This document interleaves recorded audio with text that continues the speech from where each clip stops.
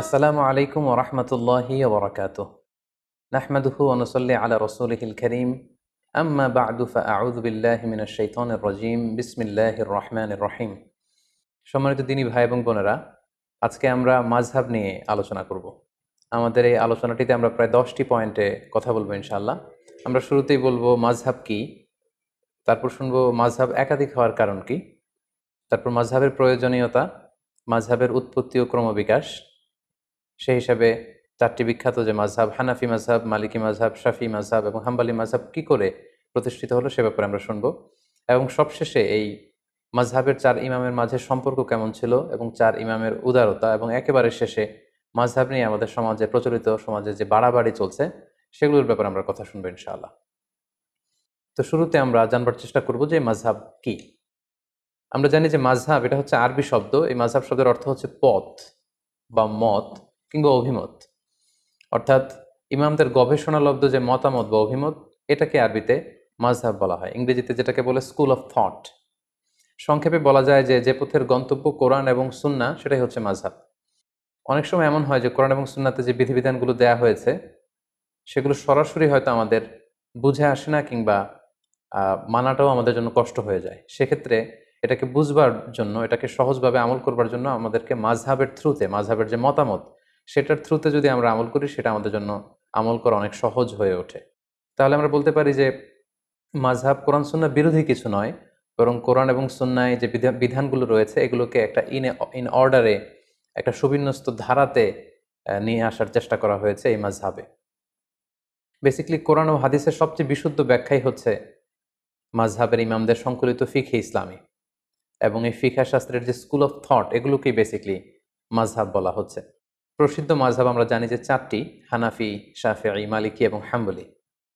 আমরা জানি যে কোরআন সুন্নাতে বিক্ষিপ্তভাবে অনেক কিছু উল্লেখ করা হয়েছে এবং মাযহাবে সেটাকে সুশৃঙ্খলভাবে আমাদের সামনে উপস্থাপন করা হয়েছে। যেমন ধরুন, নামাজে ফরজ কয়টি বা নামাজের ওয়াজিব কয়টি, এ ব্যাপারে কিন্তু আপনি পুরো কোরআন চষে বা হাদিস ঘেটে আপনি বের করতে পারবেন না যে এতটি, মোট এতটি সালাতের ফরজ, এতটি হচ্ছে সালাতের ওয়াজিব। এইভাবে কোরআন সুন্নায় কোথাও উল্লেখ করা নেই। বেসিক্যালি মাযহাবের ইমামগণ নিরলস প্রচেষ্টা করে, অনেক গবেষণা করে বেসিক্যালি এই প্রশ্নের উত্তরগুলো খোঁজার চেষ্টা করেছেন, এবং তারা হাজার হাজার মাসআলা ইস্তেমবাদ করেছেন, যেটা আমাদের ইসলামী বিধিবিধানকে বুঝা এবং সহজভাবে মানা, এটা আমাদের জন্য সহজ করে দিয়েছে। তাহলে আমরা এক কথায় বলতে পারি কোরআন সুন্নাহর সহজ এবং সার নির্যাসী হচ্ছে বেসিক্যালি মাযহাব। এবার আমরা জানার চেষ্টা করব মাযহাব একাধিক হওয়ার কারণ কি। যেহেতু শুরুতে আমরা বলেছি মাযহাব মানে মতামত বা অভিমত, সো প্রত্যেকের মতামত একরকম হবে এটা আসলে লজিক্যাল না, এটা যৌক্তিকও নয়। এক একজনের চিন্তা এক এক রকম, বুঝ একরকম, মতের ভিন্নতা বা বুঝের ভিন্নতা বা চিন্তার ভিন্নতা it's very common and very human. এটা মানুষের মাঝে থাকবেই, এটাই মানুষের সহজাত। এ কারণেই একাধিক মতামত কোরআন সুন্নাহর বিষয়ে আমরা পাচ্ছি। পাশাপাশি রাসূল সাল্লাল্লাহু আলাইহি ওয়াসাল্লামের পক্ষ থেকেও একটি আমলের ব্যাপারে একাধিক, কোনো একটি বিষয়ে একাধিক আমলও প্রমাণিত হয়েছে, ফলে একাধিক মতামত এখানে গড়ে উঠেছে। যেমন ধরুন, সালাতে কখনো কখনো রাসূল সাল্লাল্লাহু আলাইহি ওয়াসাল্লাম বুকের উপরে তিনি হাত বেঁধেছেন, কখনো নিচে হাত বেঁধেছেন, কখনো নাভির সাথে মিলিয়ে হাত বেঁধেছেন, কখনো নাভি সংলগ্ন নিচে হাত বেঁধেছেন। তো কোনো কোনো সাহাবা ওনার রাসূল সাল্লাল্লাহু আলাইহি ওয়াসাল্লামের কাছ থেকে বুকের উপরে যে হাত বাঁধার হাদিসটি সেটি গ্রহণ করেছে। কোনো কোনো সাহাবারা নাভির উপরে যে হাত বেঁধেছে সেটা গ্রহণ করেছে। কোনো কোনো সাহাবারা নাভি সংলগ্ন নিচে যে হাদিসটি ওনার রাসূল সাল্লাল্লাহু আলাইহি ওয়াসাল্লামের কাছ থেকে দেখেছেন বা শুনেছেন সেটি গ্রহণ করেছেন। আবার কখনো কখনো আল্লাহ রাসূল সাল্লাল্লাহু আলাইহি ওয়াসাল্লাম টায়ার্ড হয়ে গেলে হাত বাঁধা থেকে হাত ছেড়ে দিতেন। অনেক সাহাবারা, বিশেষ করে মালিকি মাযহাবের অনেক অনুসারীরা এই মতামতটিকে গ্রহণ করেছেন। এভাবেই কিন্তু একটি প্রসঙ্গে বা একটি বিষয়ে রাসূল সাল্লাল্লাহু আলাইহি ওয়াসাল্লামের কাছ থেকে যখন একাধিক আমল প্রমাণিত হয়েছে, ফলে এই ক্ষেত্রে একাধিক মতামত বা ভিন্ন মত এখানে তৈরি হয়েছে। এই বিষয়টি যে শুধু মাযহাবের কারণে মাযহাবের ইমামরাই করেছেন এমনটি নয়, বরং রাসূল সাল্লাল্লাহু আলাইহি ওয়াসাল্লামের যুগেও সাহাবাদের মাঝে ফিকহি অনেক বিষয়ে মতভেদ কিন্তু আমরা দেখতে পাই। একটি বিষয়ে একাধিক মতামত দেখতে পাই। যেমন সালাতের শুরুতে কোনো কোনো সাহাবারা সূরা ফাতিহা শুরু করার আগে বিসমিল্লাহির রহমানির রহিম এটি আওয়াজ করে পড়ে তারপরে আলহামদুলিল্লাহি রাব্বিল আলামিন দিয়ে সালাত শুরু করতেন। আবার অনেক সাহাবারা সালাতের শুরুতে বিসমিল্লাহির রহমানির রহিম এটিকে আওয়াজ করে পড়তেন না, বরং আলহামদুলিল্লাহি রাব্বিল আলামিন এখান থেকে জাহারি কেরাতে আওয়াজ দিয়ে শুরু করতেন। তাহলে দেখুন, সাহাবাদের সময়েও কিন্তু একাধিক মতামত বা ভিন্ন মত পাওয়া গিয়েছে।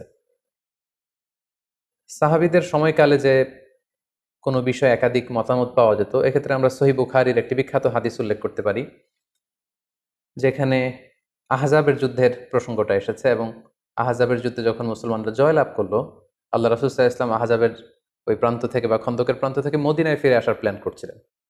জিবরাইল আলাইহিস সালাম এসে বললেন, ইয়া রাসূলুল্লাহ, আপনারা তলোয়ার নামিয়ে ফেলেছেন, আমরা তো নামাইনি। আল্লাহ তাআলা আদেশ দিয়েছেন যে বনু কুরাইজাতে অভিযান পরিচালনা করতে হবে, আপনি মদিনাতে যাবেন না, বরং বনু কুরাইজার দিকে যান।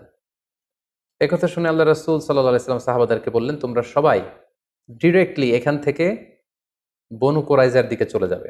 ভাষ্যটি ছিল এমন, লা ইউসাল্লিয়ান্না আহাদুন আল আসরা ইল্লা ফি বানি কুরাইজা, মানে তোমরা কেউই কিন্তু পথিমধ্যে আসর পড়বে না, বরং বনি কুরাইজায় পৌঁছে তারপরে আসরের সালাত করবে। আল্লাহ রাসূল সাল্লাল্লাহু আলাইহি ওয়াসাল্লামের কমান্ডের সাথে সাথে সবাই, বনু কুরাইজা হচ্ছে মদিনা থেকে বেশ দূরে ইহুদিদের একটা দুর্গ ছিল, সেখানে ইহুদি কমিউনিটি সেখানে থাকতো। রাসূল সাল্লাল্লাহু আলাইহি ওয়াসাল্লাম বললেন, আসরের নামাজ তোমরা বনু কুরাইজায় পৌঁছে তারপরে পড়বে। সাহাবারা চলতে আরম্ভ করলেন। পথিমধ্যে আসরের ওয়াক্ত হয়ে গেল। সাহাবাদের মধ্যে একদল ভাবলেন যে আসরের ওয়াক্ত যেহেতু হয়েছে, আমরা এখানেই পড়ে ফেলবো। ওনারা বললেন যে রাসূল সাল্লাল্লাহু আলাইহি ওয়াসাল্লাম এই কথাটি দিয়ে বোঝাতে চেয়েছেন যে তোমরা এমনভাবে দ্রুত যাবে যাতে বনু কুরাইজায় যে আসরের সময় হয়, ফলে ওখানে আসর পড়বে। কিন্তু যেহেতু আমাদের লেট হয়ে গিয়েছে, ফলে আমরা আসরের সময় হওয়ার সাথে সাথে পথিমধ্যে পড়ে ফেলবো। ওনারা এই চিন্তা থেকে মাঝপথে আসর পড়ে ফেললেন।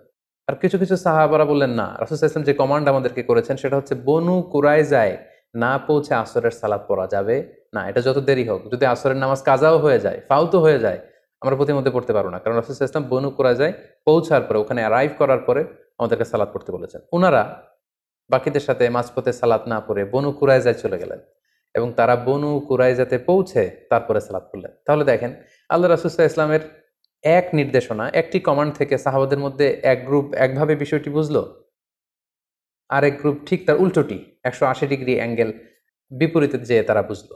এবং পরবর্তীতে আল্লাহ রাসূল সাল্লাল্লাহু আলাইহি ওয়াসাল্লাম যখন বনু কুরাইজায় উপস্থিত হলেন, ওনার কাছে বিষয়টি পেশ করা হলো যে আপনার এই কমান্ড শুনে, নির্দেশনা শুনে কিছু সাহাবা পথিমধ্যে নামাজ পড়েছে, কিছু সাহাবা বনু কুরাইজায় এসে পড়েছে।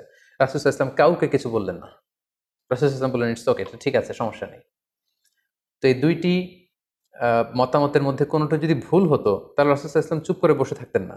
কারণ নবীদের বৈশিষ্ট্য হচ্ছে তারা যদি কোথাও ভুলভাল কিছু দেখতে পান, শরীয়ত বিরোধী কিছু দেখতে পান, ওনারা এটাকে শুধরে দেন। রাসূল সাল্লাল্লাহু আলাইহি ওয়াসাল্লাম কিছুই বললেন না, তার মানে বোঝা গেল দুটিই ঠিক ছিল। কোনো একটি বিষয়ে একাধিক জিনিস যে হক হতে পারে, বনু কুরাইজার এই ঘটনাটাই তার প্রমাণ বহন করে। অর্থাৎ সব বিষয়ে হক কেবলমাত্র একটি, এটা নাও হতে পারে। কখনো কখনো একাধিক বিষয়ে হক হতে পারে। যেমন আপনি যদি বুকের উপরে হাত বাঁধেন, আপনার এটা বলার সুযোগ নেই যে যারা নাভির নিচে হাত বাঁধে তাদের সালাত হচ্ছে না, তারা বাতিল, এটা বলার সুযোগ নেই। আবার যারা নাভির নিচে সালাতে হাত বাঁধছেন, তারা আপনারা কখনোই বলতে পারবেন না যে যারা বুকের উপরে বাঁধে তাদের সালাত হচ্ছে না, এটা বাতিল না। তার মানে কোনো কোনো বিষয়ে এমনও হয়, একাধিক বিষয়ে হক হতে পারে। যেমন সালাতের বুকে হাত বাঁধার ক্ষেত্রে বুকের উপরের এটাও ঠিক আছে, মাঝখানেও ঠিক আছে, নাভি সংলগ্ন নিচেও ঠিক আছে, প্রয়োজনে কারো যদি কষ্ট হয় হাত যদি সে ছেড়ে দেয় সেটাও ঠিক আছে। অনেকে বলে যে এটাও ঠিক ওইটাও ঠিক, এটা কেমন করে হয়? তাদের জন্য এই হাদিসটা একটা বড় ধরনের দলিল যে কোনো বিষয়ে একাধিক মতামত হক হতে পারে, একাধিক মতামতই সহি হতে পারে। নট নেসেসারি যে একটা বিষয়ই সঠিক হতে হবে, কখনো কখনো একাধিক বিষয়ও সহি হতে পারে। তাহলে এই প্রসঙ্গে আমরা বুঝলাম যে এই যে মতের ভিন্নতা, চিন্তার ভিন্নতা বা বুঝের, আন্ডারস্ট্যান্ডিং এর ভিন্নতা, এটা শুধু আমাদের সময় না বা মাযহাবের ইমামদের মধ্যেই না, এটা সাহাবাদের মধ্যেও ছিল। আরেকটি মজার বিষয় এখানে উল্লেখ করা যেতে পারে। আমরা জানি যে আল্লাহ রাসূল সাল্লাল্লাহু আলাইহি ওয়াসাল্লাম মেরাজে গিয়েছিলেন, সশরীরে ওনার মেরাজ হয়েছিল। এই মেরাজে গিয়ে তিনি সরাসরি আল্লাহ তাআলাকে দেখেছেন নাকি দেখেননি, এই বিষয়ে সাহাবাদের মধ্যে দুইটা দল ছিল। যেমন আল্লাহ রাসূল সাল্লাল্লাহু আলাইহি ওয়াসাল্লামের প্রিয়তম স্ত্রী আম্মা জান আয়েশা রাদিয়াল্লাহু তাআলা আনহা, উনি মনে করতেন যে মেরাজে যে রাসূল সাল্লাল্লাহু আলাইহি ওয়াসাল্লাম আল্লাহ তাআলাকে সরাসরি দেখেননি। আবু হুরায়রা রাদিয়াল্লাহু তাআলা আনহু এই মতামত গ্রহণ করেছেন। অন্যদিকে আব্দুল্লাহ ইবনে আব্বাস রাদিয়াল্লাহু তাআলা আনহুর মতো সাহাবী, আনাস রাদিয়াল্লাহু তাআলা আনহুর মতো সাহাবী, উনারা মনে করতেন যে রাসূল সাল্লাল্লাহু আলাইহি ওয়াসাল্লাম সরাসরি মেরাজের রাতে আল্লাহ তাআলাকে দেখেছেন। তাহলে দেখেন, প্রত্যেকেই জলিল কদর সাহাবী, অনেক মর্যাদাবান সাহাবী। তাদের কেউ মনে করেছেন সরাসরি আল্লাহর সাথে সাক্ষাৎ হয়েছে, আবার কেউ মনে করেছেন সরাসরি সাক্ষাৎ হয়নি। সো এই যে মতের ভিন্নতা, এটা খুবই স্বাভাবিক একটা বিষয়।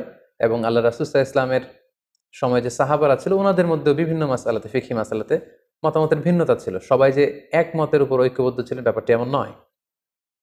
ফলে যে সাহাবী যে আমলের ক্ষেত্রে রাসূল সাল্লাল্লাহু আলাইহি ওয়াসাল্লামের কাছ থেকে যেই পদ্ধতিতে শিখেছেন তিনি সেটা প্র্যাকটিস করেছেন, ওনার ছাত্ররা তাবিঈরা সেটা প্র্যাকটিস করেছেন, তৎপরবর্তীতে তাবিঈরা সেটা প্র্যাকটিস করেছেন। এভাবে বিভিন্ন ধরনের প্র্যাকটিসের কারণে রাসূল সাল্লাল্লাহু আলাইহি ওয়াসাল্লামের কাছ থেকে একাধিক আমল নানাভাবে প্রমাণিত হওয়ার কারণে মতামতের ভিন্নতা পাওয়া গিয়েছে, ফলে মাযহাব একাধিক হয়েছে। এখানে অনেকে প্রশ্ন করতে পারেন যে তাহলে মাযহাব ৩টি হয়নি কেন বা ৫টি হয়নি কেন? মাযহাব ৪টিতে সীমাবদ্ধ থাকলো কেন? এর উত্তরে আমরা বলতে চাই যে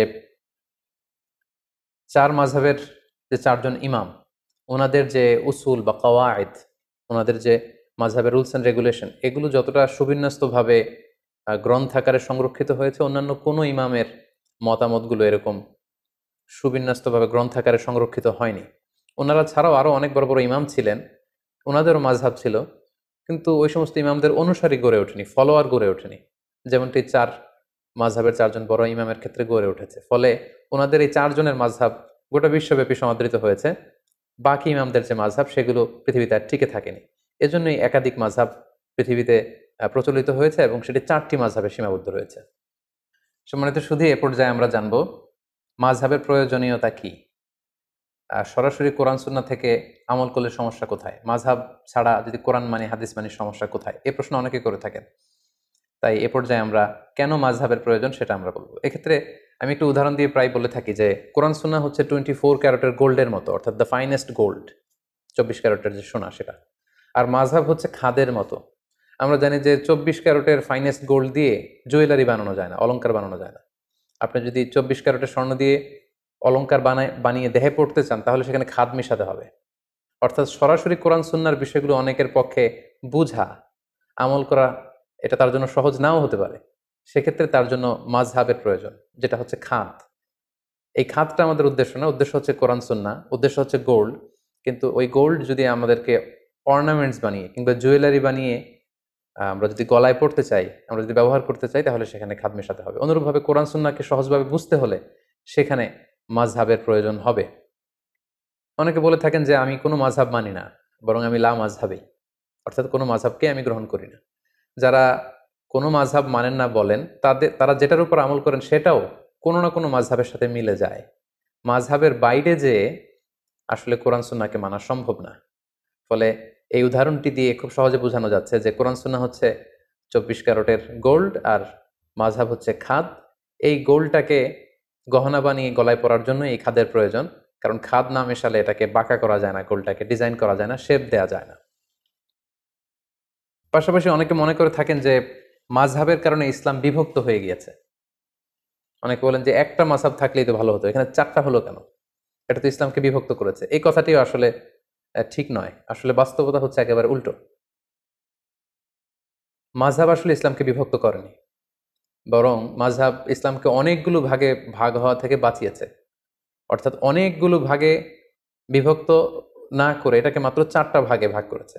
যেমন উদাহরণস্বরূপ যদি আমি বলি, আল আজহার বিশ্ববিদ্যালয় থেকে যারা গ্র্যাজুয়েশন করে পাশ করে, তাদেরকে আজহার থেকে একটা টাইটেল দেওয়া হয়, সেটা হচ্ছে আজহারি। আমি নিজেও যেহেতু ব্যক্তিগতভাবে আল আজহার থেকে পড়াশোনা করেছি, ফলে আমিও আমার নামের শেষে এই টাইটেলটি যুক্ত করে থাকি। তো বাংলাদেশে আপনারা অনেকেই দেখবেন যে যারা আল আজহার বিশ্ববিদ্যালয় থেকে পড়াশোনা করেছে, ওনারা ওনাদের নামের শেষে এই আজহারি শব্দটি যুক্ত করে। তো এই আজহারি বানানটি অনেকে অনেকভাবে লিখে থাকে। কেউ আজহারি বানানে বর্গীয় জ দিয়ে আজহারি লিখে, কেউ অন্তঃস্থ জ দিয়ে লিখে, কেউ আবার আজহারি বানানে রয়ের সাথে হ্রস্ব ইকার যুক্ত করে দেয়, কেউ দীর্ঘ ইকার দিয়ে লিখে, আবার অনেকে আজহারি শব্দের আগে আল যুক্ত করে দেয়, ফলে আল আজহারি। এইভাবে যদি আপনি খেয়াল করেন, প্রায় 8টি বানানে আজহারি শব্দটা কিন্তু লেখা সম্ভব। এক্ষেত্রে যদি ইসলামী ফাউন্ডেশন বলে যে আজহারি শব্দটি কোন বানানে ব্যবহৃত হবে, এজন্য আমাদের একটা মতামত হচ্ছে এই বানানটাকে আমরা সাজেস্ট করি। ফলে আজহারি বানানোর জন্য ইসলামী ফাউন্ডেশন একটা মত প্রকাশ করলো, আর মত মানে মাযহাব, তার মানে এটা ইসলামী ফাউন্ডেশনের মাযহাব। বাংলা একাডেমি যদি বলে যে এক একজন এক এক বানানে না লিখে বিদেশি শব্দ বা আরবি শব্দ কোন বানানে লিখতে হবে, সেটা আমরা সহজভাবে আপনাদের সামনে উপস্থাপন করছি। আমাদের চিন্তা মতে এই বানানটি হচ্ছে সবচেয়ে ভ্যালিড, সবচেয়ে যুক্তিযুক্ত। তাহলে আজহারি বানানের ক্ষেত্রে বাংলা একাডেমি একটি মতামত পেশ করলো, এটা হচ্ছে বাংলা একাডেমির মাযহাব।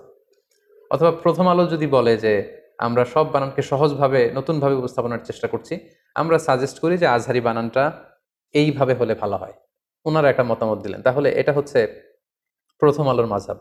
তাহলে দেখুন এই ৩টি মাযহাব থাকার কারণে আজহারি বানান লিখতে যেয়ে যে ৮টি মতামত পাওয়ার সুযোগ আছে বা ৮ ভাবে ৮ জন আজহারি শব্দটি লিখতে পারে, সেটা এখন কমে ৩টা মাযহাব বা ৩টা মতামতে চলে আসলো। এবং আসলে কোনো জিনিসকে একাডেমিক ওয়েতে যদি আমাদের লিখতে হয়, বলতে হয়, জানতে হয়, তখন একটা সিস্টেমেটিক ওয়ে কিন্তু ফলো করতে হয়। মাযহাব বেসিক্যালি এই কাজটাই করেছে। কোরআন সুন্নাহ কিভাবে আমরা কোরআন সুন্নাহর বিধানগুলো মানবো, এটাকে সোসাইটিতে অ্যাপ্লাই করব, সেক্ষেত্রে অনেক অনেক বিভক্তিকে অল্প কিছু বিভক্তিতে নিয়ে এসেছে এই মাযহাব। ফলে মাযহাবের মাধ্যমে বেসিক্যালি আল্লাহ তাআলা ইসলামকে শতদা বিভক্ত হওয়া থেকে বাঁচিয়েছে। অর্থাৎ অনেকগুলো বিভক্তি কমিয়ে মাযহাব মূলত বিভক্তিটাকে একেবারে কম করে নিয়ে এসেছে। অর্থাৎ ১০টা ১৫টা বিভক্তি হওয়ার চেয়ে মাযহাব এখন ৪টা ভাগে বিভক্ত হয়ে বিভক্তিকে কমিয়ে এনেছে। সো মাযহাব ইসলামকে ভাগ করেছে, এই কথাটি আসলে কোনোভাবেই শুদ্ধ নয়। পাশাপাশি মাযহাব থাকার আরেকটা উপকারিতা হচ্ছে এখানে সহজতা বা প্রশস্ততা আছে। কোনো কারণে কোনো ইমামের মাযহাবের সংকীর্ণতার কারণে যদি সেটা মানতে কারো জন্য কঠিন হয়ে যায়, ফলে শারঈ দলিলের আলোকে অন্য ইমামের মাযহাবের যে সহজতা বা প্রশস্ততা, এটা চাইলে কেউ গ্রহণ করতে পারে। সো এটা আমাদের জন্য সুবিধা। তাহলে আমরা বলতে পারি মাযহাব কিন্তু আমাদেরকে ফ্লেক্সিবিলিটি দিয়েছে, অপশন দিয়েছে। আমরা কে না অপশন পছন্দ করি। লেটস সে যদি বলা হয় যে এই ১০ তলা বিল্ডিংটিতে ওঠার জন্য শুধু সিঁড়ি আছে, সিঁড়ি ছাড়া অন্যভাবে ওঠার সুযোগ নেই, সেটা অনেকের জন্য কঠিন হতে পারে। কিন্তু যদি বলা হয় এই ১০ তলা বিল্ডিং এর একেবারে ১০ম তলায় ওঠার জন্য সিঁড়ির ব্যবস্থাপনাও থাকবে, আবার এক পাশে লিফট থাকবে, আবার আরেক পাশে এসকেলেটরও থাকবে, সো ৩টা অপশন দিলে কিন্তু আমাদের জন্য সুবিধা। যিনি সিঁড়ি বেয়ে উঠতে পারবে তিনি সিঁড়ি বেয়ে উঠলো, যার হয়তো পায়ে ব্যথা সমস্যা তিনি লিফটে চড়ে উঠলো, অথবা কেউ যদি এসকেলেটর ইউজ করতে চায় তাহলে তিনি এসকেলেটর দিয়ে উঠলেন। তার মানে মাযহাবের এই একাধিক অপশন বা ফ্লেক্সিবিলিটি থাকার কারণে এটা ইসলামকে বুঝা মানা আমাদের জন্য আরো সহজ করে দিয়েছে। ধরুন যে ঢাকা থেকে চট্টগ্রামে যাওয়ার জন্য যদি শুধু বাস দিয়ে যাওয়ার সুযোগ থাকে, এটা সহজ, নাকি চট্টগ্রামে বাস দিয়ে যাওয়া যাবে, ট্রেন দিয়ে যাওয়া যাবে, প্লেন দিয়ে যাওয়া যাবে, কোনটা সহজ? অর্থাৎ আমাদেরকে যদি অপশন দেওয়া হয় সেটা সহজ, then we can choose any of the option. যার তাড়াতাড়ি ঢাকা থেকে চট্টগ্রাম পৌঁছতে হবে তিনি প্লেন দিয়ে যেতে পারেন, যিনি ট্রেনে চড়তে পছন্দ করেন তিনি ট্রেন দিয়ে যেতে পারেন, আবার যিনি বাসে ভ্রমণকে প্রেফার করেন তিনি কিন্তু চাইলে বাসে যেতে পারেন। তাহলে এক্ষেত্রে আমরা বুঝলাম মাযহাবের একাধিক মতামত থাকার কারণে ইসলামটাকে পালন করা আমাদের জন্য সহজ হয়েছে। উই গট সাম অপশনস, এবং এটা অনেকটা ফ্লেক্সিবিলিটি দিয়েছে আমাদেরকে। পাশাপাশি এই মাযহাবের মাধ্যমে আল্লাহ রাসূল সাল্লাল্লাহু আলাইহি ওয়াসাল্লামের পক্ষ থেকে প্রমাণিত যতগুলো আমল পাওয়া যায় সবগুলোই কিন্তু ঘুরে ফিরে পালিত হচ্ছে। মাযহাব যদি একটি হতো তাহলে রাসূল সাল্লাল্লাহু আলাইহি ওয়াসাল্লামের এই সব ধরনের আমল এগুলো কিন্তু পালন করার সুযোগ হতো না।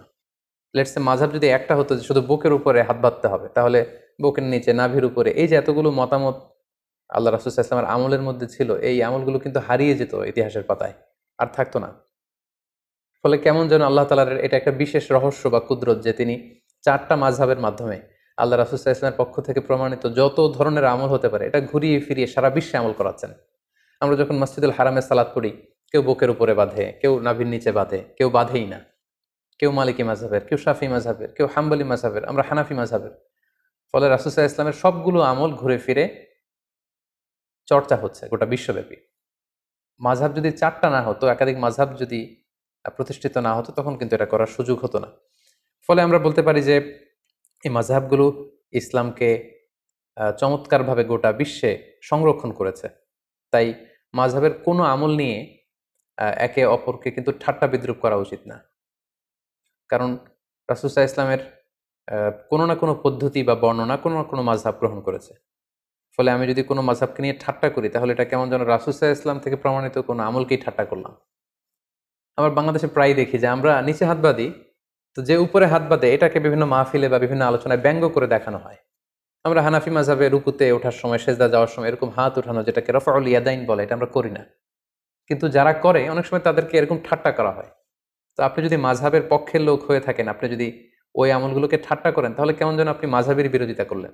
কারণ আপনার মাযহাবে হয়তো এই আমলটি নেই, কিন্তু অন্য মাযহাবে কিন্তু অত্যন্ত ভাব গাম্ভীর্যতার সাথে, অত্যন্ত আবেগের সাথে রাসূল সাল্লাল্লাহু আলাইহি ওয়াসাল্লামের এই আমলটি পালন করা হচ্ছে।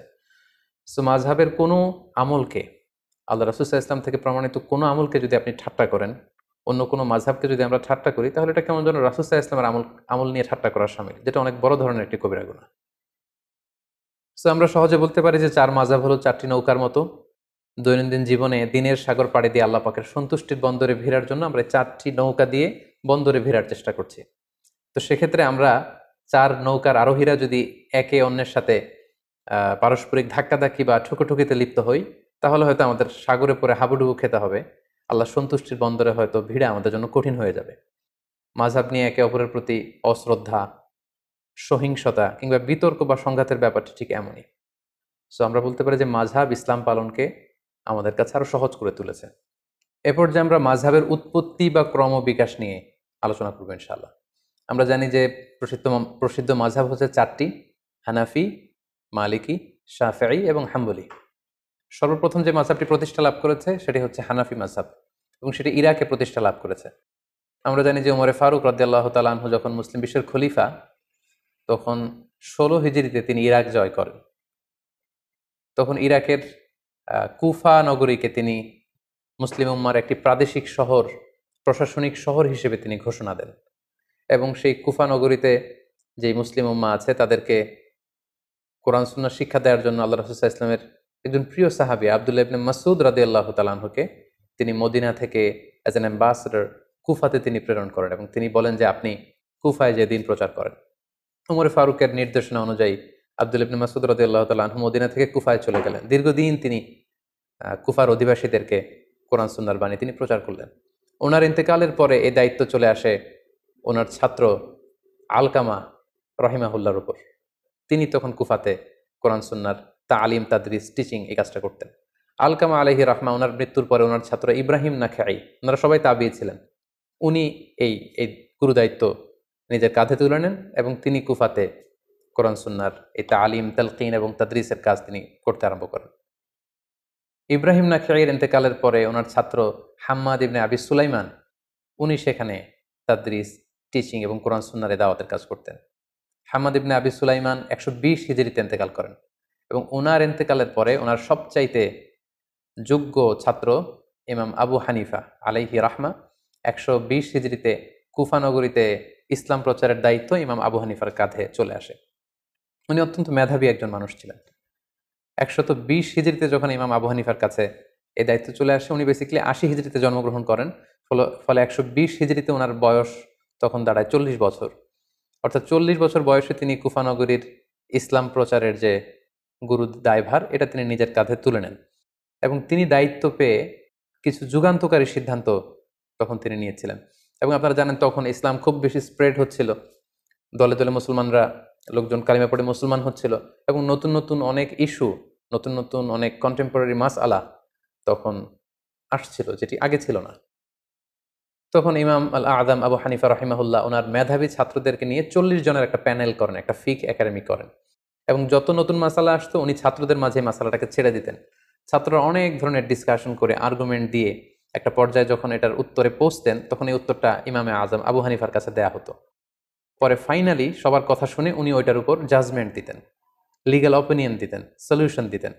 এবং উনি কিভাবে সলিউশন দিচ্ছেন, কিভাবে কোরআন সুন্নাহ থেকে মাসআলাগুলো ইস্তেমবাদ করছেন, এগুলো ওনার ছাত্র মোহাম্মদ ইবনুল হাসান আশ-শাইবানি, আবু ইউসুফ রাহিমাহুল্লাহ, ইমাম জুফার, ওনারা এগুলো লিপিবদ্ধ করতে আরম্ভ করলেন। কোন রুলস অ্যান্ড রেগুলেশন, কোন উসুল, কোন মেথড এবং কওয়ায়েদের ভিত্তিতে উনি কোরআন সুন্নাহ থেকে এই মাসালাগুলো ইস্তেমবাদ করেন, এগুলো যখন লিপিবদ্ধ করা হলো, তখন এই ওনার এই প্রক্রিয়া, কোরআন সুন্নাহ থেকে মাসালা ইস্তেমবাদ করার প্রক্রিয়ায় বিধিবিধানগুলো মানুষের মাঝে খুব বেশি সমাদৃত হতে শুরু করলো, এবং এই কর্মযজ্ঞের মধ্য দিয়ে বেসিকলি উনি হানাফি মাযহাবের প্রতিষ্ঠা করেন। ঠিক একই সময়ে ওই সময়ে মদিনাতে আরেকটি মাযহাবের প্রতিষ্ঠা ঘটে, যেটি ইমাম মালিক রাহিমাহুল্লাহর নেতৃত্বে গঠিত হয়। তাহলে আমরা বলতে পারি যে ইমাম আবু হানিফা এবং ইমাম মালিক ওনারা সমসাময়িক সময়ের ছিলেন। 93 হিজরিতে ইমাম মালিক রাহিমাহুল্লাহ জন্মগ্রহণ করেন। ফলে মদিনা কেন্দ্রিক উনি আব্দুল্লাহ ইবনে আব্বাস, আম্মা জান আয়েশা রাদিয়াল্লাহু তাআলা আনহু, আব্দুল্লাহ ইবনে উমর, ওনারা যেই ইলম বা ফিক প্রচার করেছেন, সেটা সাঈদ ইবনে মুসাইয়েবের থ্রুতে, নাফে মাওলা ইবনে উমর ওনার থ্রুতে ইমাম মালিক সেগুলো কালেক্ট করেন, এবং তিনি একটি সহিহ হাদিসের গ্রন্থ লিখেন মদিনাতে, যেটাকে মুয়াত্তা মালিক বলে পরিচিত। আমরা জানি যে বর্তমানে কালামে পাকের পরে, অর্থাৎ কোরআনুল কারীমের পরে সবচেয়ে সহিহ গ্রন্থ বলা হয় সহিহ বুখারীকে, অর্থাৎ বুখারী শরীফকে। কিন্তু ইমাম বুখারী লেখার আগে যেই গ্রন্থটাকে কোরআনের পরে সবচেয়ে বেশি সহিহ হিসেবে ধরা হতো সেটা হচ্ছে ইমাম মালিকের লেখা মুয়াত্তা ইবনে মালিককে। উনি মসজিদে নববীতে বসে সেখানে দার্স দিতেন এবং উনারও অনেক ছাত্র, শাগরিদ, অনুসারী, ফলোয়ার মদিনা কেন্দ্রিক গড়ে ওঠে এবং উনি যে রুলস অ্যান্ড রেগুলেশনের আওতায় কোরআন সুন্নাহর মাসালাগুলো ইস্তেমবাদ করতেন সেটার আলোকে উনি একটি মাযহাব প্রতিষ্ঠা করেন, সেটাকে বলা হয় মালিকি মাযহাব, যেটাকে মাদ্রাসাতু আহলিল হাদিস বলে, আর ইমাম আবু হানিফার মাযহাবকে বেসিক্যালি মাদ্রাসাতু আহলির রায় বলে। তাহলে সংক্ষেপে যদি আমরা এভাবে বলি যে ইমাম আবু হানিফা এবং ইমাম মালিক ওনারা সমসাময়িক ছিলেন। ইমাম আবু হানিফা ইরাক কেন্দ্রিক ইবনু মাসউদ রাদিয়াল্লাহু তাআলা আনহুর যেই জ্ঞান ওনার ছাত্রদের থ্রুতে ওনার হাতে এসেছে সেটার উপর বেস করে ইরাকে তিনি হানাফি মাযহাব প্রতিষ্ঠা করেন। একই সময়ে মদিনাতে ইমাম মালিক রাহিমাহুল্লাহ উনি মালিকি মাযহাব প্রতিষ্ঠা করেন। তাহলে এইভাবে বেসিক্যালি হানাফি মাযহাব এবং মালিকি মাযহাবের সূচনা বা গোড়াপত্তন হয়েছে। ইমাম মালিকের পরে ইমাম মালিকের ছাত্র ইমাম শাফিঈ, যে বছর ইমাম আবু হানিফা ইন্তেকাল করেন ১৫০ হিজরিতে, ঠিক সেই বছর ইমাম শাফিঈ জন্মগ্রহণ করেন। তিনি জন্মগ্রহণ করেন ফিলিস্তিনের গাজাতে। সেখান থেকে ওনার মা ওনাকে মক্কায় নিয়ে আসেন। মক্কা থেকে মদিনাতে ইমাম মালিকের কাছে তিনি পড়াশোনা করেন। পরবর্তীতে বাগদাদে ইমাম আবু হানিফার ছাত্র মোহাম্মদ ইবনুল হাসান আশ-শাইবানির কাছে পড়াশোনা করেন। এভাবে তিনিও অনেক বড় একজন স্কলার হয়ে ওঠেন। তিনি হানাফি মাযহাবের দ্বারা প্রভাবিত হয়ে প্রথমত বাগদাদে তিনি জ্ঞান চর্চা এবং জ্ঞান বিতরণ করেন। পরবর্তীতে তিনি যখন মিশরে চলে যান, সেখানে যে তিনি যত মাসআলা ইমাম আবু হানিফা কিভাবে বলেছেন এবং ওনার সরাসরি শিক্ষক ইমাম মালিক কিভাবে বলেছেন এগুলোকে থরলি ইনভেস্টিগেট করে উনি নিজে আবার একটি মাযহাব প্রতিষ্ঠা করেন কিছু রুলস অ্যান্ড রেগুলেশনের আওতায়। ফলে ৩ নম্বর মাযহাবের গোড়াপত্তন হলো ইমাম শাফির মাযহাব, যেটা মিশরে। ওনার কবরও মিশরে অবস্থিত। আমি নিজেও ইমাম শাফির কবর জিয়ারত করেছি মিশরে। আর ইমাম আবু হানিফার কবর হচ্ছে কুফাতে, আর ইমাম মালিক রাহিমাহুল্লাহর কবর হচ্ছে মাকবারতুল বাকিয়ায়, অর্থাৎ মসজিদে নববীর পাশে যে কবরস্থান সেখানে ওনাকে দাফন করা হয়েছে। তাহলে আমরা পেলাম যে শুরুতে ইরাক কেন্দ্রিক হানাফি মাযহাবের গোড়াপত্তন হলো, মদিনা কেন্দ্রিক মালিকি মাযহাবের গোড়াপত্তন হলো এবং মিশর কেন্দ্রিক ইমাম শাফি মাযহাবের গোড়াপত্তন হলো। সর্বশেষে যে ৪ নম্বর মাযহাবটি আছে সেটি হচ্ছে ইমাম আহমদ ইবনে হাম্বালের মাযহাব। উনি অনেক বড় একজন ইমাম ছিলেন। উনি ইমাম শাফির সরাসরি ছাত্র ছিলেন এবং তিনি মুসনাদে আহমদ ইবনে হাম্বাল নামে একটি হাদিসের গ্রন্থ রচনা করেছেন, যেটি হাদিসের একক গ্রন্থ হিসেবে সবচাইতে বড় হাদিসের কালেকশন। উনি বাগদাদে জন্মগ্রহণ করেছিলেন, ইমাম শাফিঈর সরাসরি ছাত্র। সর্বশেষে উনি আগের ৩টি মাযহাবকে গবেষণা করে এবং নতুনভাবে ওনার গবেষণার যে রুলস অ্যান্ড রেগুলেশন সেগুলোর আলোকে উনি সর্বশেষ লেটেস্ট মাযহাবকে প্রতিষ্ঠা করলেন, সেটাকে হাম্বলি মাযহাব বলা হয়। এইভাবেই বেসিকলি মাযহাবের গোড়াপত্তন হয়। প্রথমে ইমাম আবু হানিফা হচ্ছেন এটার পায়োনিয়ার, তারপর ইমাম মালিকের নেতৃত্বে মালিকি মাযহাব, ইমাম শাফিঈর নেতৃত্বে শাফি মাযহাব এবং সর্বশেষে ইমাম আহমদ ইবনে হাম্বালের নেতৃত্বে হাম্বালি মাযহাবের গোড়াপত্তন হয়। এভাবেই ৪টি মাযহাব গোটা বিশ্বে প্রসিদ্ধি লাভ করে এবং তালাক্কাতিল উম্মাহ হাযিহিল মাযাহিব আল আরবাআতা বিল কবুল ফি মাশারিকিল আরদি ওয়া মাগারিবিহা।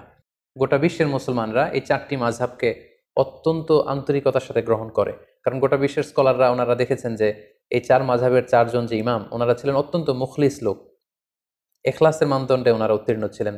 ইলমি যোগ্যতা ছিল অনেক বেশি পরিশ্রম করে ওনারা এমনভাবে কোরআন সুন্নাহ থেকে এই মাসআলাগুলো, লিগ্যাল অপিনিয়নগুলো বের করেছে যেটা আমাদের জন্য অনেক বড় একটা নেয়ামত। এবং ওনাদের এই কাজের মধ্য দিয়ে গোটা বিশ্বের মুসলিম উম্মার হৃদয়ে মণিকোঠায় ওনারা স্থান করে নিয়েছে। ফলে গোটা বিশ্বের আপনি মুসলিম রাষ্ট্রগুলোর দিকে যদি খেয়াল করেন তাহলে দেখবেন যে সবাই এই ৪টি মাযহাবের কোনো না কোনো একটি মাযহাবকে ওনারা গ্রহণ করেছেন। আমাদের বাংলাদেশে হানাফি মাযহাবের প্রচলন, বাংলাদেশ, ভারত, পাকিস্তান, আফগানিস্তান, তুরস্ক, তারপর চীনের যে অংশে মুসলমানরা থাকে এবং রাশিয়ার যে অংশগুলো ভাগ হয়ে আলাদা আলাদা দেশ হয়েছে, যেমন তুর্কমেনিস্তান, তাজিকিস্তান, কিরগিজস্তান, এই সবগুলো দেশ এবং ইউরোপের কিছু দেশে হানাফি মাযহাব প্রসিদ্ধি লাভ করেছে। গোটা বিশ্বে যত মুসলমান আছে তাদের 1/3 হচ্ছে হানাফি মাযহাবের ফলোয়ার। এর অন্যতম কারণ হচ্ছে সর্বশেষ যে আমাদের আল খিলাফা আল ইসলামিয়া বা ইসলামী খেলাফত ছিল, সেটা ছিল উসমানী খেলাফত এবং ওনারা ওনাদের উসমানী খেলাফত প্রায় ৬০০ বছর ব্যাপী শাসন করেছেন এবং ওনারা হানাফি মাযহাবের উপর প্রতিষ্ঠা ছিলেন। ফলে ওনাদের প্যাট্রনে এই হানাফি মাযহাবের প্রচার প্রসার গোটা বিশ্বব্যাপী এত বেড়েছে। আমরা যদি পরবর্তীতে মালিকি মাযহাবের দিকে খেয়াল করি, নর্থ আফ্রিকান যে কান্ট্রিগুলো আছে সেখানে মালিকি মাযহাব প্রসিদ্ধি লাভ করেছে। কুয়েতে, বাহরাইনে, দুবাইতে এবং সৌদি আরবের কিছু অঞ্চলে মালিকি মাযহাবের অনুসারী করে উঠেছে। শাফি মাযহাবের কথা যদি আমরা বলি, মিশরে সেটা আমরা দেখি যে মিশরে শাফি মাযহাবকে ফলো করা হয়। মালয়েশিয়াতে, ইন্দোনেশিয়াতে, শ্রীলঙ্কাতে, ইথিওপিয়া, সোমালিয়া এবং ইয়ামানে এই শাফি মাযহাবের অনুসারীদেরকে আমরা পাবো। সবশেষে যদি হাম্বলি মাযহাবের কথা বলি, তাহলে আমরা দেখব যে সৌদি আরবের অধিকাংশ মানুষ হাম্বলি মাযহাবের অনুসারী। কাতারের লোকেরা হাম্বলি মাযহাবকে অনুসরণ করে, দুবাইয়ের কিছু স্টেটে। এইভাবে গোটা বিশ্বের মুসলমানেরা এই 4টি মাযহাবকে গ্রহণ করেছে। এবং এই 4জন মাযহাবের যে ইমাম, ওনাদের সম্পর্কের দিকে যদি আমরা খেয়াল করি, তাহলে দেখব যে ওনারা তো একে অপরের ছাত্র ছিলেন। ইমাম মালিক আলাইহি রাহমা, ওনার সরাসরি ছাত্র ছিলেন ইমাম শাফিঈ। ইমাম শাফিঈর সরাসরি ছাত্র ছিলেন ইমাম আহমদ ইবনে হাম্বল। ইমাম আহমদ ইবনে হাম্বলের সরাসরি ছাত্র ছিলেন বেসিক্যালি ইমাম বুখারী, ইমাম মুসলিম, ইমাম আবু দাউদ সিজিস্তানি। সো ওনাদের মধ্যে সম্পর্কটা ছিল অত্যন্ত প্রগাঢ়, অত্যন্ত আন্তরিকতার সম্পর্ক, ছাত্র এবং শিক্ষকের সম্পর্ক। ওনারা একে অন্যের শুভাকাঙ্ক্ষী ছিলেন, একে অন্যের প্রতি সৌহার্দ্যপূর্ণ আচরণ করতেন। এবং ওনারা যে কতটা বেশি উদার ছিলেন, ব্রড মাইন্ডেড ছিলেন, এটা আমরা ছোট একটি ঘটনা থেকে বুঝতে পারবো। ইমাম শাফিঈ যখন একবার কুফাতে যান ভ্রমণ করতে, ইমাম মুহাম্মদ ইবনে হাসান আশ-শাইবানির আপ্যায়নে বা নিমন্ত্রণে তিনি যখন যান, তিনি বললেন যে আমি ইমাম আল আযম আবু হানিফা রাহিমাহুল্লাহর কবর জিয়ারত করব। কবর জিয়ারত করলেন। পাশে এক মসজিদে উনি যখন নামাজ পড়ছিলেন, আমরা জানি যে ইমাম শাফিঈ উনি রফউল ইয়াদাইনকে সমর্থন করেন। ওনার মাযহাবে রুকু থেকে ওঠার সময় এরকম হাত উঠানো, সিজদায় যাওয়ার আগে হাত উঠানো, সিজদা থেকে উঠে হাত উঠানো, এটাকে আরবিতে বলা হয় রফউল ইয়াদাইন। এটা হানাফি মাযহাবে নেই। আমরা যখন হানাফি মাযহাবের নিয়ম অনুযায়ী সালাত আদায় করি, আমরা এভাবে হাত উঠাই না বারবার। কিন্তু ইমাম শাফি সালাত আদায় করার সময় রফুল ইয়াদাইন করতেন। এটা ছিল ওনার মাযহাব। কিন্তু কুফাতে ইমাম আবু হানিফার কবরের পাশে কোন এক মসজিদে উনি যখন নামাজ পড়ছিলেন, উনি সেখানে এই রফুল ইয়াদাইনকে স্কিপ করলেন, তরক করলেন। উনি এটা করছিলেন না। রফুল ইয়াদাইন না করেই উনি হানাফি মাযহাবের মতো করে নামাজ পড়ছিলেন। সবাই তো অবাক, এত বড় ইমাম, ইমাম শাফিঈ, যার ব্যক্তিগত অভিমত হচ্ছে সালাতে এরকম রফুল ইয়াদাইন করতে হবে, এটা সুন্নাহ। কিন্তু উনি এটা না করে কেন আজকে এভাবে নামাজ পড়ছেন? নামাজ শেষে ইমাম মুহাম্মদ ইবনে হাসান আশ-শাইবানি জিজ্ঞেস করলেন যে আপনি কি আপনার রফউল ইয়াদাইনের যে অভিমত, এটা থেকে সরে এসেছেন? আপনি কি ইমাম আজম আবু হানিফার যে মতামত, ওই মতামতে চলে এসেছেন? উনি বললেন না, আমি আমার মতামত থেকে সরে আসিনি। আমার মতামত আগে যেটা ছিল সেটাই আছে। আমি ইহতিরামান লি আবি হানিফা, ইমাম আবু হানিফাকে সম্মান দেখানোর জন্য, যেহেতু পাশেই ওনার কবর, আমি ওনার এলাকা ভিজিট করতে এসেছি, তাই সম্মানার্থে আমার মতামতকে আমি এখানে স্কিপ করে ওনার মতামত অনুযায়ী সালাত আদায় করেছি। আল্লাহু আকবার কাবীরা। তার মানে কতটা উদার মানসিকতার ওনারা ছিলেন। মাযহাবের ইমামগণ এক একজন কত ব্রড মাইন্ডেড পার্সোনালিটি ছিলেন।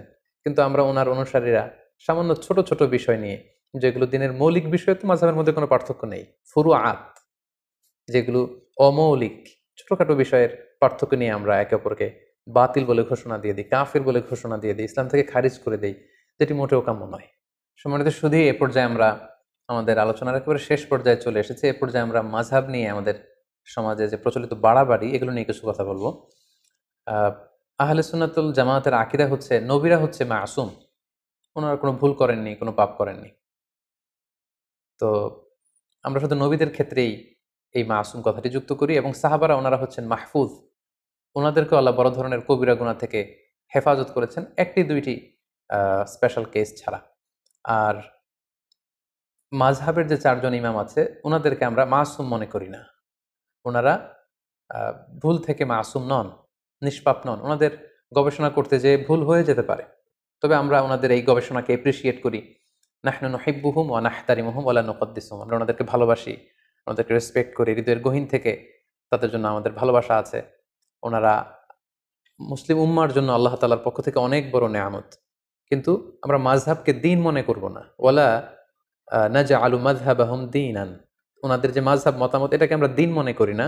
বাল নাজআলু মাযহাবাহুম ওয়াসিলাতান লিফাহমিদ দ্বীন, আল্লাহর দ্বীনকে বোঝার জন্য এটাকে একটা মাধ্যম বা ওয়াসিলা আমরা মনে করি। 4জন মাযহাবের বড় বড় ইমাম, ওনারা মুজতাহিদ ছিলেন, মানে গবেষক ছিলেন। আর আল মুজতাহিদু ইউসিবু ওয়া ইউখতি, যারা ইজতিহাদ করেন ওনারা সঠিকও করেন এবং মাঝে মাঝে ভুলও করেন, যেহেতু ওনারা মানুষ ছিলেন। সো ওনারা ভুলের ঊর্ধ্বে ছিলেন না। আর মুস্তাহিদদের ক্ষেত্রে কথা হচ্ছে যে মুস্তাহিদরা যদি ভুল করে, তাহলে ওনাদেরকে একটি সওয়াব দেওয়া হয়, রিওয়ার্ড দেওয়া হয়, প্রতিদান দেওয়া হয়। আর যদি শুদ্ধ করে, তাহলে ডবল রিওয়ার্ড দেওয়া হয়, মানে ডবল প্রতিদান বা সওয়াব ওনারা পান। আর যদি ওনারা ভুল করে থাকেন, তাহলে কোনো গুনাহ হয় না, বরং একটি সওয়াব ওনারা পান। সো মুস্তাহিদ হিসেবে ওনাদের ভুল থাকাটা এটা অসম্ভব কিছু নয়, বরং প্রতিটি মাযহাবেই এমন কিছু মতামত রয়েছে যেগুলোর ব্যাপারে প্রশ্ন তুলবার যথেষ্ট সুযোগ রয়েছে। কোনো মাযহাব বা কোনো মতামতই কিন্তু ভুলের ঊর্ধ্বে নয়। এবং এজন্য ইমাম শাফি বলতেন যে রই সওয়াবুন ইয়াহতামিলুল খাতা, আমার যেটা মতামত এটাকে আমি শুদ্ধ মনে করি, তবে এটা ভুলও হতে পারে। আবার ওয়া রয়ু গায়রি খাতাউন ইয়াহতামিলুস সওয়াব, অন্য ব্যক্তি এ ব্যাপারে যে মতামত দিয়েছে সেটাকে আমি ভুল মনে করি, আমি পার্সোনালি ভুল মনে করি, কিন্তু সেটাও শুদ্ধ হতে পারে। সো ওনারা যদি ভুলও করে থাকেন এজন্য ওনারা জাযা পাবেন। তাই কোনো বিষয়ের দলিলের ভিত্তিতে যদি কোনো আলেম নিজ মাযহাবের সাথে ভিন্ন মত পোষণ করে, তখন তাকে আসলে বাতিল, গোমরা এগুলো বলা যাবে না, যেহেতু উনি দলিলের ভিত্তিতে অন্য একটা মতামত গ্রহণ করেছেন। যদিও আমরা হানাফি মাযহাবের, কিন্তু দলিলের ভিত্তিতে যদি আমরা কখনো পরিস্থিতির আলোকে অন্য কোনো মাযহাব বা মতামতকে গ্রহণ করে নেই, তাহলে কিন্তু আমাদের হানাফি মাযহাব কাটা যায় না। আপনি যদি খেয়াল করেন তাহলে দেখবেন যে হানাফি মাযহাবে আসরের ওয়াক্ত শুরু হয় অনেক দেরিতে, সেই হিসেবে শাফি মাযহাবে, হাম্বলি মাযহাবে অনেক আগে শুরু হয়ে যায়। হানাফি মাযহাবের নিয়ম হচ্ছে কোনো বস্তু মাটিতে গেড়ে দিলে দুপুরবেলা এটার মূল ছায়ার পরে যদি ডবল ছায়া পরিমাণ যখন দেখা যাবে, তখন আসরের ওয়াক্ত শুরু হয়। অন্য মাযহাব অনুযায়ী মূল ছায়া ছাড়া একটা ছায়া যদি পাওয়া যায়, আসরের ওয়াক্ত শুরু হয়। লেটস সে আমরা এভাবে বলতে পারি যে মাগরিবের ১ ঘন্টা আগে হানাফি মাযহাব অনুযায়ী আসরের ওয়াক্ত শুরু হয়, শাফি বা হাম্বলি মাযহাবে প্রায় ২ ঘন্টা আগে আসরের ওয়াক্ত শুরু হয়। ফলে আমরা যখন সৌদি আরবে যাই, হজ উমরা করতে যাই, তখন মসজিদুল হারামে বা মসজিদে নববীতে বা সৌদি আরবের যে কোনো মসজিদে আসরের আজান কিন্তু শাফি মাযহাবের ওয়াক্ত অনুযায়ী হয়। এবং শাফি মাযহাবের অভিমত অনুযায়ী যখন আসরের ওয়াক্ত হয়, আজান হওয়ার সাথে সাথে কিন্তু আমরা মসজিদে যে শাফি ওয়াক্তে আসরের সালাত পড়ি, আমরা কিন্তু হানাফি ওয়াক্তে আসরের সালাত পড়ি না। তাই বলে আমাদের ওই সালাত কাটা যাবে, ওই সালাত আদায় হবে না, এমনকি আমরা কখনো মনে করি আমরা হজের যে দীর্ঘ লম্বা সফর, তখন তো আমরা মসজিদে নববীতে বা মসজিদুল হারামে শাফি ওয়াক্তে আসরের নামাজ পড়ি।